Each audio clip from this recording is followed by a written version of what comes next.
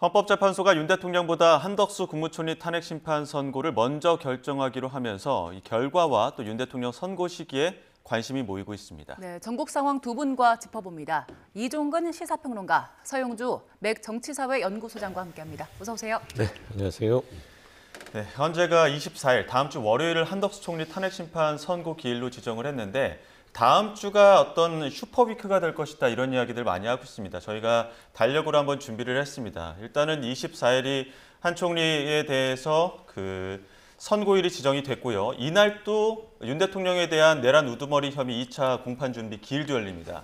그리고 하루 이틀 뒤에 26일에는 이재명 대표의 선거법 위반 2심 선고가 있고 그러다 보니까 28일 윤 대통령에 대한 선고기일 공지 가능성까지 나오고 있는 상황인데 일단은 한 총리부터 좀 짚어보겠습니다. 지금 여기 좀 달력에 나와 있지 않지만 24일 날 윤 대통령의 2차 공판 준비 기일에 한덕수 총리의 탄핵 심판 선고 기일도 지정이 돼 있습니다.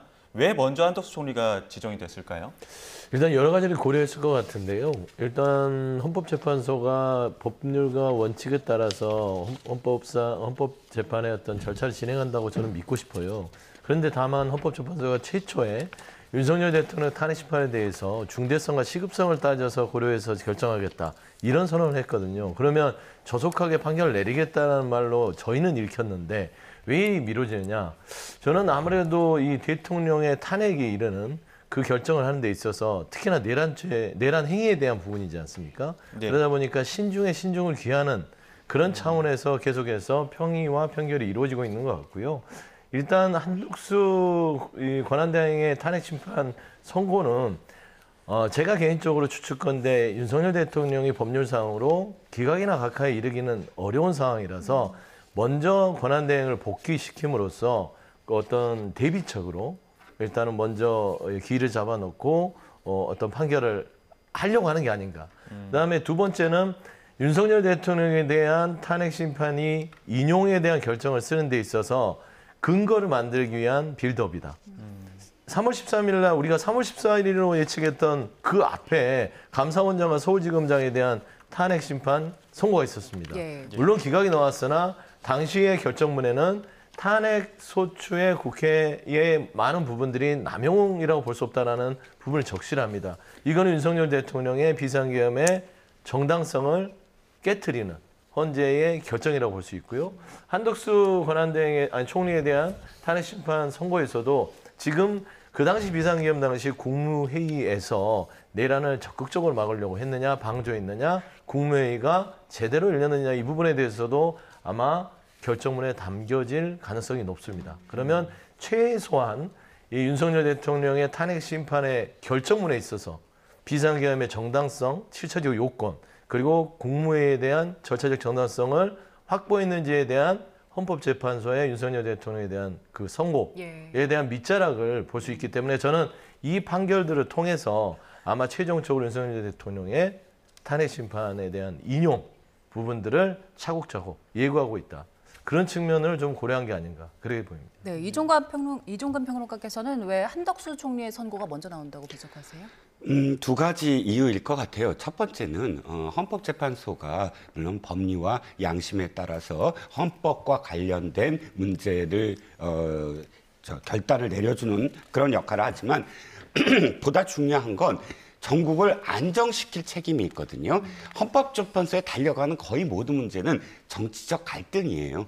어떤 정파들의 어떤 정치적 갈등으로 그것을 권한쟁의를 요구하거나 헌법에 맞느냐를 요구하거나 그렇다면 이 정치적 갈등을 이 종지부를 찍어주는 역할을 해야 되거든요. 그런데 이것이 지금 정치적 안정을 갈구하는 국민들에게 대단히 지금 불확실성만 키워주고 있어요. 더군다나 헌재가 계속 지금 평의만 거듭함으로써 언제 그러면 대통령의 심판이 이루어지느냐에 대해서 계속 언론들이 이렇게 추측 보도가 나오고 있고 국민들도 점점 불안해지고 있잖아요. 그러면 이것을 안정시킬 책임이 있다. 즉 이제 행정 공백에 대한 어떤 도미노 현상 이런 것들을 보다 더 안정을 기하려면 한덕수 총리에 대해서 기각을 하면 한석수 총리가 복귀해서 하나의 어떤 민주적 정당성을 그나마 부총리보다 갖고 있는 총리 권한대행이 어떤 실권을 행사를 할 테고, 만약에 인용이 되더라도 한덕수 총리의 복귀 가능성이 이제 차단되므로 그만큼의 권한이 최상목 권한대행한테 주어질 수밖에 없거든요. 미뤄왔던 한덕수 총리 권한대행이 돌아올지도 몰라서 쟁점 사항 등을 결정하지 아니한 부분들을 이제는 한덕수 총리가 만약에 돌아오지 않는다면 당연히 최상목 권한대행의 권한이 이제 늘어날 수밖에 없는 상황, 이런 부분들을 당연히 파악을 했을 테고, 두 번째는 저도 이제 윤 대통령의 심판이 결정적으로 지금 한덕수 총리를 당길 수밖에 없었다. 심판 선고가 지금 예측 불가능하게 늦어지고 있다. 그러니까 헌법재판소 내부에서도 평일을 계속 할 수밖에 없는 이유, 즉 뭐 전원 일치를 가고 싶으나 전원 일치가 불가능한 이견이 계속 충돌되므로 이거를 함께 하기에는 너무나 지금 이 행정 공백이 계속되는 게 아니냐 하는 것이고, 그런데 지금 민주당 진영에서는 계속 뭐라고 이야기하냐 하면 지금 지난번에 검사 탄핵과 관련돼서 그 안에 들어가 있는 문구, 그러니까 탄핵은 정당하다 뭐 이런 문구를 갖고 마치 모든 어떤 탄핵들이 전부 다 정당한 것처럼 이렇게 오해를 하시는데, 안에 어떤 내용이 있냐 하면 검사 탄핵과 관련된 부분이에요. 그거를 검사들의 어떤 변호인단이 이거 적법하지 않다, 요건이 안 되지 않느냐라는 것에 대한 대답입니다. 이 세 사람의 검사의 지금 국회 측의 문건을 봤더니 이거는 뭔가 소명이 됐다. 그러므로 이거는 다툴 수 있다. 이게 예단을 해서 이게 검사들은 지금 탄핵이다가 아니라 충분히 다툴 수 있는 여지가 있다. 그러므로 이거는 적법하다. 그러니까 헌법재판소에서 이거를 다룰 수 있다라는 의미에서 낸 문장인데, 그 문장을 갖고 계속 모든 지금까지 낸 8건의 탄핵이 전부 다 정당했다. 이렇게 해석하는 건 침소봉대다. 정확하게 그 결정문을 읽어보셔야 된다라는 생각입니다. 예, 그 한덕수 총리의 탄핵 소추가 총 5가지인데 쟁점을 하나씩 짚어보겠습니다. 일단 그 소추 사유 중 하나가 국회에서 추천한 헌법재판관 후보자 3명 임명하지 않은 부분, 이 점인데, 앞서 최상목 권한대행이 한 명 임명하지 않은 데 대해서 일단 헌재는 임명을 하라라는 판결을 내렸잖아요. 네. 그러면 한덕수 총리에 대해서는 어떤 판결 내릴까요? 일단은 이제 최상목 권한대행과 국회에 대한 권한에 대한 심판이 있었고, 권한쟁의 심판에서 최상목 권한대행이 여야의 합의를 전제 조건으로 한 명을 임명하지 않은 것은 국회 추천권을 침탈한 것이다. 심했기 때문에 원상복구시켜라 라고 한 거예요. 지금 최상목 권한대행이 20일 넘게 그 위헌행위를 저지르고 있는데, 그러니까 위헌 행위입니다. 그런 이 권한대행, 최상목을 빼더라도 권한대행의 행위, 대통령의 행위는 이렇게 국회 추천한 어떤 헌법재판관의 임명을 거부할 수 없습니다. 그러니까 형식적 임명권만 인정한 것이죠. 그러면은 한덕수 권한대행 같은 경우는 당시에 총리로서 권한대행 임무를 하면서 3명을 다 임명하지 않으면서 여야 합의가 없었기 때문에 안 되고, 여야 합의를 해오면 해주겠다. 똑같은 사안이에요. 그래서 저는 이 부분에 대해서는 최상목의 권한쟁의 심판에 대한 결정이 있었기 때문에 위법적인 부분들이 판단이 될 거라고 봅니다. 다만 이 행위가 중대하게 파면에 이를 정도에 됐는지에 대해서는 재판부가 판단을 하지 않을까. 저는 좀 그렇게 생각합니다. 네, 이종호 평론가님께 이 질문 드리겠습니다. 지금 윤 대통령의 어떤 선고와 좀 가늠자가 될 수 있다라는 부분들이 이제 내란죄 철회 논란 여부인데, 이 부분과 관련해서도 한덕수 총리의 선고기일 때 좀 이야기가 나올까요? 그렇죠. 이 부분과 관련돼서도 대리인단이 이제 요구를 한 부분이고, 그런데 성격이 좀 다를 것 같아요. 다른 부분도 이따 말씀드릴 부분들은 프리뷰의 성격이 많이 가미가 됩니다. 그런데 내란죄 철회와 관련돼서는 같은 내란죄와 관련돼서도 윤 대통령의 내란죄의 혐의와 그다음에 지금 한덕수 국무총리의 탄핵과 관련된 내란죄 언급은 다르거든요. 예를 들어서 윤 대통령은 내란 수괴죄로 전체적으로 계엄을 선포한 당사자라면, 지금 국무총리와 관련돼서는 당시의 요건, 그러니까 절대적으로 이 총리로서 그런 국무회의를 방조했느냐 아니면 실제로 뭐 방기했느냐, 이런 식의 어떤 뭐랄까요, 내란죄를 적극적으로 무슨 주요 임무 종사자라든지 수괴 압제라든지 이렇게 적극적인 어떤 가담을 하는 행위가 아니기 때문에 내란 철회 여부와 관련돼서 결정적인 어떤 이번 그 탄핵과 관련된 요건은 아니다라고 예. 판단할 가능성이 있습니다. 예, 예. 이 부분도 궁금해요. 그 한덕수 총리를 탄핵 소추할 때 그때 당시에 정족수가 쟁점이었잖아요. 그렇습니다. 총리에 대한 151명이냐 아니면 대통령 권한대행이니까 대통령에 적용되는 200명이냐 이 부분 쟁점이었는데 만약에 대통령 탄핵 정족수 200명이다라고 헌재가 판결을 한다면 각하 결정이 나올까요? 그러겠죠. 이거는 요건이 안 되기 때문에 각하 결정이 되는데 일단은 그 부분이 정확하게 법률상 권한대행에 대해서 탄핵을 한 사례가 없어서 예. 아마 판단을 이번에 헌재에서 내릴 거는 같아요. 근데 제가 봐서는 정영식 재판관이 당시에 이 의석수에 대해서 얘기를 하면서 이 부분은 국회에서 판단하는 쪽에 무게를 두는 발언하죠.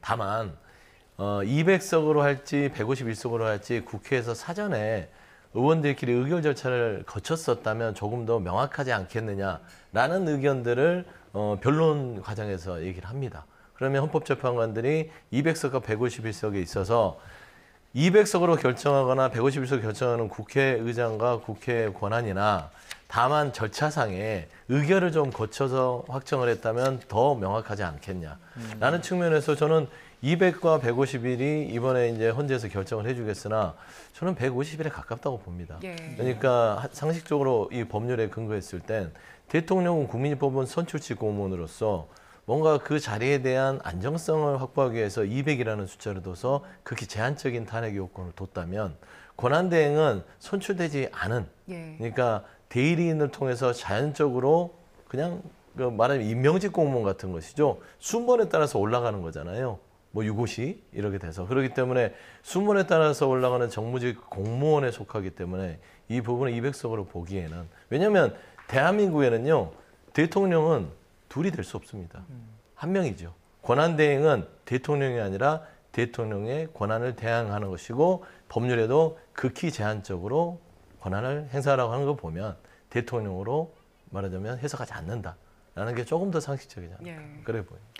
네, 이 부분과 관련해서는 주석 그러니까 헌법재판소 주석서가 있습니다. 물론 주석서가 헌법처럼 완전히 그것을 기속하는 그런 뭐 헌법은 아니지만 그러나 헌법을 어떻게 해석해야 되느냐. 헌법은 모든 것을 다 담을 수는 없습니다. 왜냐하면 시대에 따라서 헌법도 계속 예를 들어서 호적제라든지 이런 부분들을 명기를 해버리면 시대가 바뀌었는데 여성들이 계속 그 호적에 묶여 있어야 되잖아요. 이를테면 그러니까 불확실성이 있습니다. 확실히. 그럼 그 불확실한 부분들에 대해서 주석서를 통해서 어떻게 보충을 해주는 그런 역할을 해요. 그 주석서에 따르면 일단 권한 대행도 200석을 해야 한다라고 아예 명기가 돼 있거든요. 그래서 그 당시에 헌법재판연구관이고 지금은 고대 교수가 된 당시 그 부분을 집필한 분한테 전부 가서 물어봤어요. 그랬더니 그분의 해석은 이겁니다. 자, 권한 대행으로서 행사에 대해서 탄핵을 한다면 200석이다. 라고 명시를 하고 그런데 국무총리로서의 직무와 관련돼서 탄핵을 했다면 150석이다. 그것은 이 권한대행이라는 이 취지, 권한대행이 아무리 대통령이 직무정지고 대통령이 아직 대통령이긴 하지만 대통령의 모든 권한을 일단 행사를 해야 되기 때문에 엄중하게 계속 권한대행도 엄중하게 봐야 된다라는 주석서가 있습니다. 예, 지금 민주당에서 또 최고위원 회의가 주제가 되고 있는 것 같습니다. 이재명 대표 발언이 있는데요. 현장 연결해서 직접 들어보겠습니다. 군사 계엄을 해제시킨 것에는 미치지 못하겠지만 그래도 양보의 타협을 통해서 큰 개혁 하나를 이끌어낸 것 같습니다. 이 과정에서 참 우여곡절이 많았습니다. 이현주 최고위원이 말씀하신 것처럼 민주당이 양보를 하면 또 새로운 요구를 하고 민주당이 양보를 하면 또 새로운 요구를 하고 끊임없이 연금 개혁을 좌초시키려고 하는 국민의힘의 그런 기도가 있었지만 끝내 타협과 조정에 이르렀습니다. 아쉬운 것은 우리 군 복무 청년들에 대해서 크레딧을 전 복무 기간으로 늘리는 게 우리의 목표였는데 국민의힘이 또다시 이걸 발목을 잡아서 불가피하게 1년으로밖에 인정을 못 해주게 된 점이 참 아쉽고 또 청년들에게 미안하게 생각이 됩니다. 그렇다고 해서 요 군 크레딧 실근무기간 전부 인정 이 문제 때문에 연금개혁 합의를 또 미룰 수는 없어서 불가피하게 국민의힘의 요구를 받아들일 수밖에 없다는 점을 이해해 주시기를 부탁드립니다. 뭐 타협하지 않을 수 없었다는 점, 불가피했다는 점을 이해 부탁드립니다. 정치의 목적은 아무리 얘기해도 또 온갖 것들을 놓고 싸워도 결국 국민의 더 나은 삶을 위해서 있는 것입니다. 지금 우리한테 군사개혁 문제를 해결하는 일도 당면에 중요하지만 또 포기해서는 안 될 일이 우리 민생입니다. 특히 추경 신속하게 해야 됩니다. 이것도 역시 얘기하다 보면 말로는 한다 그러고 뒤에 가서는 또 반대하고 앞에서는 한다고 하고 또 뒤에서는 엉뚱한 다른 요구를 내세우고 계속 미뤄지고 있습니다. 우리가 제안한 추경의 세부 내역은 말씀드렸던 것처럼 충분히 협의 조정하고 우리도 고집하지 않겠다는 말씀을 미리 드리기도 했습니다. 또 무슨 핑계를 댈지는 모르겠는데 그럼에도 불구하고 추경안에 대해서 토론하고 신속하게 추경 편성을 통해서 경제를 회복시키고 민생을 안정시켜야 되겠다는 생각합니다. 또 상속세 개편안도 뭐 하자고 말은 하더니 또 여전히 진척이 없어요. 상속세 개편 합의된 범위 내에서 신속하게 처리하면 좋겠습니다. 국민의 더 나은 미래를 위해서 할 수 있는 것은 싸울 때는 싸우더라도 할 수 있는 건 또 신속하게 해내자는 제안을 드리면서 오늘 회의를 마치겠습니다. 수고하셨습니다. 저희가 앞 시간에는 국민의힘 권성동 원내대표 이야기 들어봤는데 오늘 또 민주당에서 최고위 시간에 맞춰갖고 민주당 이재명 대표의 이야기도 들어봤습니다. 그 연금 타협안이 나온 부분에 대해서 이야기를 했었는데 잠시 후에 민주당의 어떤 당내 상황들은 짚어보기로 하고요. 한 총리 탄핵 선고 이야기 조금만 더 짚어보도록 하겠습니다. 지금 일단 가장 궁금한 사항이 한 총리 선고 결과에 따라서 윤 대통령의 선고가 어떻게 될지, 즉 가늠자가 될 수 있는 부분들이 있기 때문인데 어떤 부분들이 가장 관전 포인트라고 할 수 있을까요? 일단 내란 부분입니다. 아까 뭐 내란죄 철회 부분을 말씀을 하셨지만 내란에 대해서 성격 규정을 어떻게 하느냐가 한덕수 총리와 연관이 돼 있습니다. 한덕수 총리의 5가지 그 이유 중에 하나가 내란과 관련된 부분이거든요. 그런데 내란죄는 철회했더라도 이 성격 규정을 어떻게 하느냐가 있어야 사실상 같은 그러니까 내란죄로 보느냐 안 보느냐. 즉 지금 윤 대통령의 대리인단이 굉장히 공을 들이는 게 뭐냐면 정당성이에요. 그러니까 목적의 정당성을 가장 중요하게 바라보고 있는데 이 내란이라는 성격이 있을 수 없다. 왜냐하면 대통령이 그러니까 내란이라는 건 권력을 찬탈하려고 국정을 완전히 혼란시켜서 어떤 뭐랄까요 그런 권력을 군사적인 어떤 수단을 동원한 것이라고 한다면 대통령이 직접 계엄을 선포하는 것이 권력을 찬탈하려고 하는 것이냐 뭐 이런 논리가 계속되고 있고 또 이제 내란죄와 관련돼서 실질적으로 이 절차적 어떤 적법성 그러니까 요건 그 국무회의를 통과했느냐, 국무회의가 있었고 심의를 했느냐 이런 부분들과 관련돼서도 내란이 전제되어야만 지금 그 다툼의 여지가 있지 않겠습니까? 예. 만약에 한덕수 총리한테 내란과 관련돼서 당신의 역할이 적다라고 한다면 내란을 전제해서 역할에 대한 지금 혐의에 대한 예. 경중을 지금 따지는 것이니까 내란을 전제로 하느냐 안 하느냐의 단초를 이번에 볼 수가 있다라고 하는 것이죠. 예, 그 한덕수 총리 잠시만요. 자, 오늘 김성훈 경호처 차장 그리고 이광호 본부장에 대한 구속영장 실질 심사가 열리는데요. 현장 연결해서 자세한 상황 좀 보겠습니다. 최고의 명예는 대통령님의 안전을 위하여 목숨을 바치는 것이다라는 가치로 교육받고 훈련받고 배워왔습니다. 처벌이 두려워서 그 임무를 소홀히 한다면 우리 경호처의 존재 이유가 없다고 판단합니다. 그 과정에서 저희는 적법한 조치를 위해 사전에 강구를 했고 그 매뉴얼에 따라서 임무를 수행한 것 뿐입니다. 그 부분을 적극적으로 변론토록 하겠습니다. 대통령 지시 받고 영장 집행 방해하신 거 맞나요? 지난번에도 말씀드린 것처럼 저희는 그 어떤 지시가 아니라 법률에 따라서 저희 경우 임무 수행을 한 것 뿐입니다. 그러면 그때 적법한 영장 집행이라고 보시지 않고 그렇게 저질하신 건가요? 잘 아시겠지만 영장의 적법 여부를 저희가 판단하지 않습니다. 사전에 영장 제시나 고지 없이 무단으로 정문을 손괴하고 침입했습니다. 침입했으면 저희는 당연히 막아야 되는 거 아니겠습니까? 압수영장, 체포영장 다 맞겠다는 메시지 보낸 거 사실인가요? 그런 메시지가 없었는데요. 어서 그런 걸 들었죠? 또 윤 대통령이 총기 사용을 지시했다는 보도도 예? 여러 나왔는데 대통령이 총기 사용을 지시했다 그런 보도도 여러 나왔는데 이에 대해 어떻게 생각하시나요? 잘못된 보도죠. 어디에도 그런 내용은 없습니다. 대통령님께서 뭐 문자로 뭐 이런 뭐 지시를 했다는 영장 적시 보도 내용을 봤는데 체포영장 집행 저지는 1월 3일 날 있었고요. 저하고 대통령님과 문자를 주고받은 건 1월 7일입니다. 어떻게 미래에서 과거를 지시합니까? 김 여사가 총 안 쏘고 뭐 했냐고 질책성 발언했다는 보도도 나왔는데 사실이 아니라고 이미 대통령실에서 밝힌 것 같습니다. 그 비아폰 서버 기록을 삭제 지시를 대통령이 했다는 의혹들도 있거든요. 이에 대해 어떻게 생각하시나요?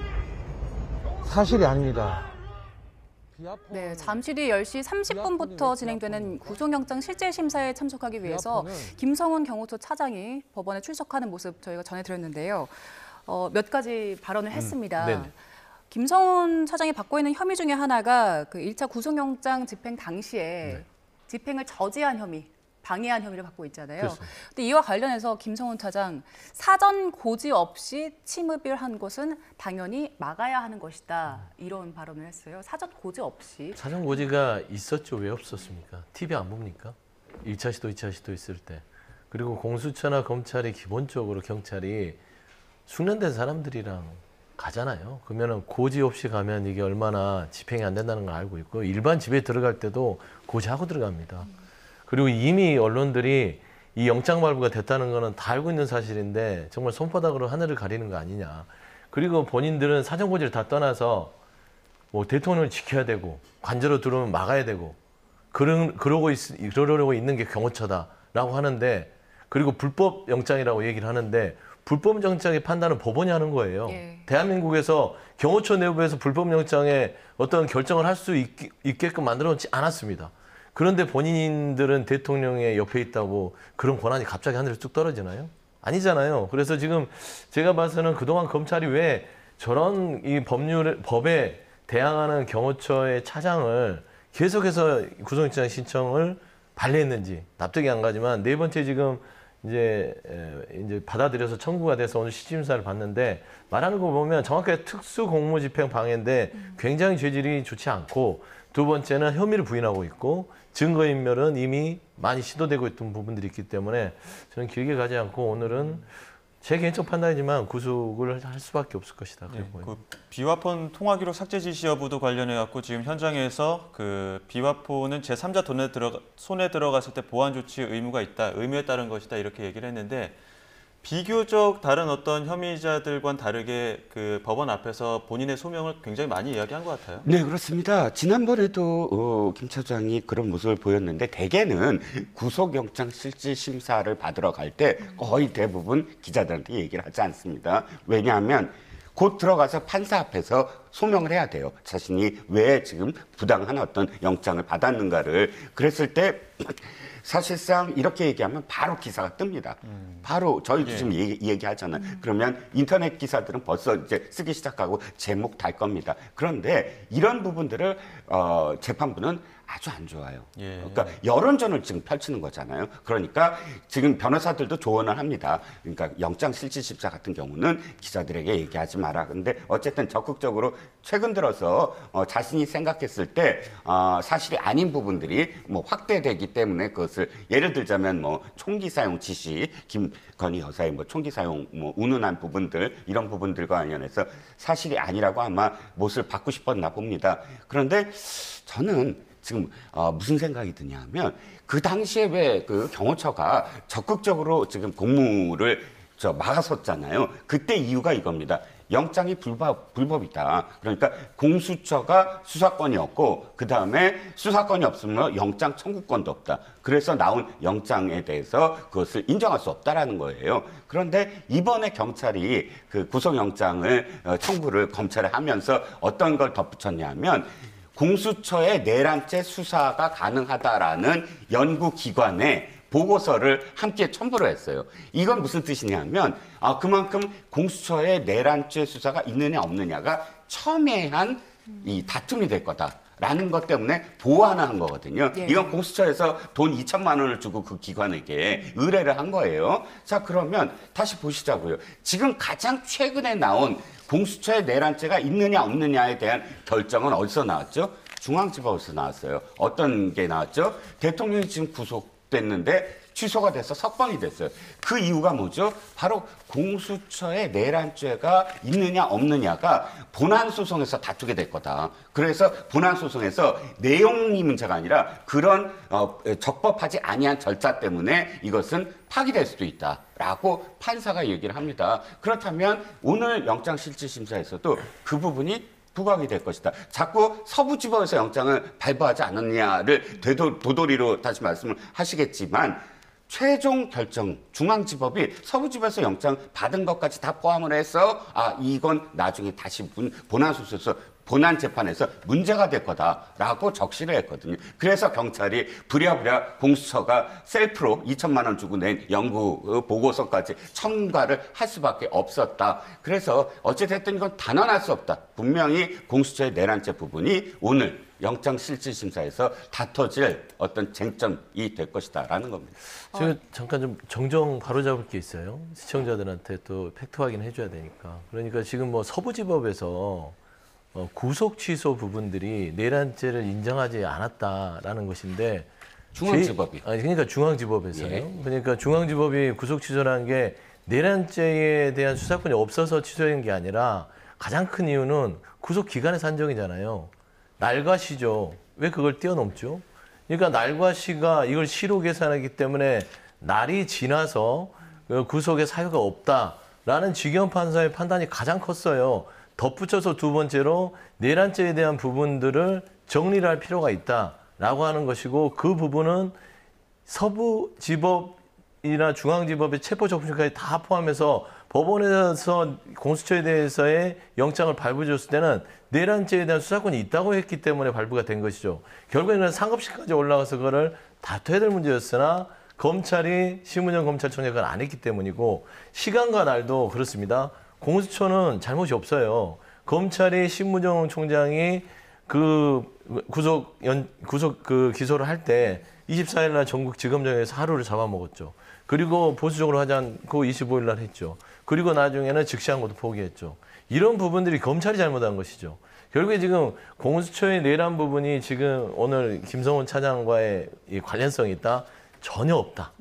그런 점 다시 한번 정정을 해드리면 그 결정문을 다시 보시죠. 첫 번째 부분 날, 시 얘기 있습니다. 그런데 두 번째 부분으로 넘어가는 부분을 제가 읽어드릴게요. 제 기억으로. 자, 날, 시 등 그러니까 기일과 관련된 문제가 없다 하더라도 지금 변호인단이 주장하는 그 내란죄 등 그러니까 수사권이 없음, 영장 청구권이 없음이 나중에 문제가 될 것이다. 이건 정확하게 다퉈야 된다라고 적시되어 있습니다. 그러니까 앞에 선고 기일 때문이다라고 확언하는 게 아니라 선고 기일이 분시로 따지지 않고 날짜로 한다고 하더라도라는 뜻은 뭐죠? 뒷부분 중요하다는 얘기입니다. 어느 하나를 뭐 이것 때문이다라고 할 수 없을 정도로 뒷부분이 중요하기 때문에 다퉈야 된다는 것이지 제가 선고 기일이 아니다라고 얘기한 적은 없다는 거죠. 그러니까 두 번째 쓴 부분들은 날씨가 아닐지라도 두 번째 문제도 있다라고 부연을 한 것이죠. 그리고 보시면 내란죄 수사권이 있다고 볼 수 없다라고 적시하지 않았습니다. 이 부분을 해소해야 될 부분들이 있다라는 것이죠. 예, 자, 그러면서 잠시만요. 덧붙여서 날씨 플러스 이 부분도 있으니 예. 같이 살펴보겠다라고 결정을 했다는 것이지 이게 어떻게 뭐 날씨가 없더라도 내란죄에 대한 그 공수처의 수사권을 부인한 거라고 보십니까? 문해력에 대한 문제일 것 자, 같은데. 그건 문해력이죠. 지금 이렇게 지금 한 가지 사안 가지고도 두 분이 굉장히 지금 치열하게 토론이 벌어지고 있는데 한덕수 총리 선고일 가지고도 지금 정치권에서 굉장히 다양한 해석들이 나오고 있습니다. 그래서 저희가 정치권의 목소리를 한번 묶어봤는데요. 정치권 목소리 듣고 다시 한번 윤 대통령 탄핵 심판 선고 기일까지 한번 짚어보겠습니다. 녹취 한번 들어보시죠. 여러 가지 너무 많이 지금 고여 있는 것들을 조금 더 늦더라도 앞에서부터 먼저 풀고 가는 것이 저는 순리라고 말씀을 드린 바가 있는데 그 부분을 무시하고 지금 이렇게 오다 보니까 재판관들 내부에서도 이렇게는 도저히 결론을 내리기 어렵지 않느냐라는 반론들이 굉장히 많은 것으로 저도 윤석열에 대한 탄핵 인용 결정을 하려는 빌드업으로 우리가 그나마 좀 선회를 하고 싶다 그런 생각이 듭니다. 어떻게 보면 국민의힘 쪽에서 주장하고 현재 요구했던 그 수순대로 계속 하고 있는 그런 느낌이거든요. 이후에 탄핵 심판 결정을 해라. 이것도 국힘 쪽의 요구인데 사실상 거기에 수순을 맞춰가지 않느냐. 또 국민의힘 의원들도 개별적으로 앉아서 얘기하면은 인용되는 건 기정사실로 알고 있어요. 각하라고 하는 것은 심리를 11번 했는데 지금 평의를 했는데 있을 수가 없는 거예요. 그건 처음에 심리할 필요성이 없다 하고 각하하는 거지. 지금 이제 기각은 얘기할 수 있는 거죠. 그렇지만 기각을 넘어서 각하를 하는 것은 그만큼 정치적 공세이고 민주당이 조금 조급한 모습이 많이 보여요. 예. 그것은 아무리 이제 평의의 논의들이 바깥에 전달이 안 된다 하더라도 네. 대강 입장들을 볼 경우에는 6명 확보가 안 된 거다. 예. 그전에는 8대0 인용이라는 얘기를 많이 했는데 거기가 쑥 들어갔잖아요. 예. 그런 부분을 봐서는 추측하건대 헌재가 이유 없이 이렇게 연기하는 것은 아니다. 이렇게 보는 거죠. 네, 한덕수 총리의 선고기일이 먼저 나오다 보니까 이 선고에서 어떤 이야기들이 나올지 그리고 이 이후에는 또 윤 대통령 탄핵 선고가 언제 나올지 이런 부분에 대해서 굉장히 정치권에 다양한 해석들이 나오고 있는데 윤 대통령의 탄핵 심판 선고기일은 언제 나올까요? 윤 대통령과 관련돼서는 지금 사실 노바디 노우스입니다. 알 수가 없어요. 왜냐하면 모두 다 14일 날 나온다고 했습니다. 그게 뭐 어떻게 법으로 명기가 된 건 아니지만 그나마 두 전직 대통령의 탄핵과 관련돼서 11일과 14일이 걸렸고 총 일수가 91일, 최대 91일 걸렸으므로 지난 14일이 가장 유력해 보였습니다. 그런데 14일이 넘어간 그 다음부터는 아무도 지금 그걸 예상할 수 없는데 최대한 공보관이 그러면 언제냐라고 이야기하는 것을 기대할 수밖에 없었어요. 그런데 이번 주에 공보관의 어떤 대답들이 상당히 진짜 불가측한 상황으로 가고 있습니다. 첫 번째 내일신문의 기사를 보면 공보관이 이렇게 대답을 했어요. 오늘까지는 평의를 한다고 내가 대답을 할 텐데 내일부터는 노코멘트 할 수도 있다. 이 표현이 한 기사에 나왔어요. 그만큼 공보관도 지금 불가촉하다라는 속내를 지금 물론 공보관이라고 안 그러고 헌재 관계자 이렇게 얘기를 했지만 그러나 기일을 얘기해 주는 사람이 공보관 빼놓고 다른 사람이 있을 수 없거든요. 그런데 최근 들어서는 어저께인가는 이렇게 얘기를 했습니다. 이번 주는 나오지 않을 것이다. 예. 그러니까 굉장히 지금 방어적으로 이야기하고 있어요. 최소한 국민들이 이렇게 짐작할 수 있는 조금이라도 여지도 안 주고 있거든요. 예. 그러면 현재는 판결 없다. 판결 단계까지 못 갔다. 평의를 거듭하고 있다. 이건 사실이잖아요. 그러면 평의를 거듭하고 있다면 만약에 민주당이 바라는 대로 8대0 인용이라면 지금 이 시각까지 국민들을 불안하게 만들면서까지 평의를 거듭할 이유가 있느냐는 거예요. 예. 다시 역으로 생각을 해보면 그렇다면 이 평의는 순탄하지 않다. 즉 몇 가지 쟁점과 관련돼서는 확실하게 결정문에 아무도 이의를 달지 못하게끔 고개를 끄덕이게끔 할 수 있는 근거가 마련돼야 된다. 논거가. 그 논거와 관련돼서 최소한 적법 절차의 원칙을 대리인단이 계속 주장했던 3가지 소추의 동일성이나 혹은 일사부재의 원칙이나 공판 중심주의를 깨뜨린다거나 이 3가지에 대한 정확한 답을 못 내놓고 있다. 그러므로 이 답이 완성되지 아니한다면 각하의 가능성도 있지 않느냐. 각하라는 건 본안 내용의 문제가 아니라 내란이냐 아니냐 이런 문제가 아니라 이런 적법 절차의 원칙을 무너뜨렸을 때 이게 적법하지 않다. 절차 자체가 라고 받아들일 가능성이 있지 않느냐. 그렇다면 날짜를 봤을 때 어쨌든 3월 26일은 안 되잖아요. 3월 26일은 지금 이재명 대표의 선고가 나오고 또 모의고사 때문에 그 일대 그러니까 헌재 일대의 초중고가 그 선고 날은 휴교를 하기로 했습니다. 그러니까 고등학교 모의고사가 지금 겹치잖아요. 26일 날은 안 된다는 얘기죠. 그럼 빠르면 다음 주 말 28일. 그런데 빠르면이 이제 예측 불가능해지니까 이거 4월 달까지 미뤄지는 거 아니냐라는 얘기가 나오고 있습니다. 네, 3말 4초 이런 전망들까지 나오는 상황인데 지금 조원진 우리공화당 대표는 민주당이 많이 조급한 것 같다라는 얘기를 하기도 했고요. 민주당이 사실 어제는 최상목 대행에 대한 탄핵소추를 개시할 것이다 이렇게 밝혔는데 이후에 한덕수 대행에 대한 탄핵 선고일이 잡힌 거잖아요. 그래서 사실 오늘 조간들에서는 헛스윙을 했다라는 그런 분석들 많이 나왔는데 지금 민주당 내부 분위기 어떻습니까? 최상목 권한대행의 탄핵 부분들을 헛스윙이라고 얘기를 하고 스텝이 꼬였다 얘기를 하는데 이 시점 자체만 보면은 그렇게 표현할 수 있으나 최상목 권한대행은 탄핵을 했어도 100번 했어야 됩니다. 위헌과 위법을 저지르면서 버젓이 아무렇지도 않게 권한대행 자리에 있는 공직자가 어떻게 저 자리에 앉아 있을 수 있죠? 그런 걸 방지하기 위해서 탄핵이라는 법률적 제도를 국회에 만들어 놓은 것이거든요. 그래서 저는 민주당이 머뭇거리지 않고 최상목 권한대행은 헌재가 마은혁 재판관 후보자를 임명하지 않았을 때 위헌이다라고 지칭했을 때 즉시로 하지 않는 부분들 상식적으로 기다려준 기간을 너무 많이 줬다. 저는 바로 했었어야 하다고 봅니다.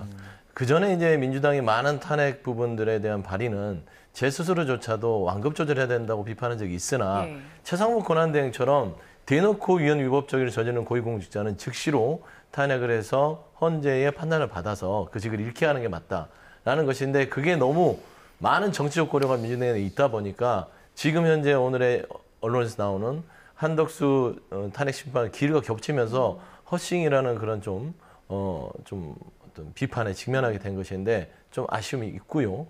한덕수 총리의 어떤 선고기일이 잡힌 것은 일단은 전현희 의원도 얘기했지만 제가 어제부터 얘기했던 얘기입니다. 이 부분은 13일 날 감사원과 서울중앙지검장 그거와 더불어서 한덕수 총리에 대한 내란의 어떤 관련성까지 빌드업을 통해서 최종적으로 윤석열 대통령의 파면에 인용을 하기 위한 헌재의 정치적인 고려가 섞인 선고기일이다. 다만 헌재가 정치적인 입장을 가진 사법기관이라 하더라도 최소한 이념과 정치의 눈치를 보는 것보다는 국민의 안전과 국민의 눈치를 봐야 될 거 아닙니까? 그런 의미에서는 이제는 헌재도 너무 정치적인 부분으로 판단하지 말고 법률과 원칙 그리고 헌법에 가장 보호해야 될 사람은 국민들의 고통과 희생이 너무 크기 때문에 이 선고기일을 정치로 너무 질질 끄는 거 그거는 헌재로서 투명성과 공정성에 심각한 훼손이 있다.